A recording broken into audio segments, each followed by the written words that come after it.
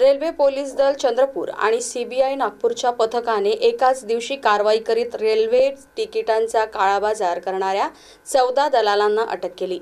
उन्हाळी सुट्ट्या व लग्नसराईमुळे प्रवाशांची रेल्वेत गर्दी सातत्याने वाढत आहे।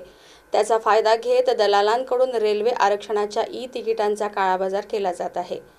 हे दलाल गरजू प्रवाशांना तिकीट उपलब्ध करून देण्यासाठी मोठी रक्कम घेतात। या संदर्भात मिळालेल्या माहितीच्या आधारावर रेल्वेचे वरिष्ठ विभागीय सुरक्षा आयुक्त मनोज कुमार नागपूर यांनी रेल्वे पोलीस दलाचे चंद्रपूर निरीक्षक के.एन. राय एन.पी. सिंग यांना अशा दलालांवर कारवाई करण्याचे निर्देश दिले। त्यानुसार चंद्रपूर हद्दीतील दलालांवर पाळत ठेवण्यात आली आणि कारवाईसाठी RPF police station Chandrapur Nagpur आणि विभागीय मुख्यालय यांचे संयुक्त पथक तयार करण्यात आले। शनिवारी या पथकाची 5 भागात विभागणी करण्यात आली आणि रेल्वे कायद्याअंतर्गत विविध शहरांमध्ये एकाच वेळी छापे टाकण्यात आले। अचानक झालेल्या कारवाईमुळे दलालांना सतर्क होण्याची संधी मिळालीच नाही।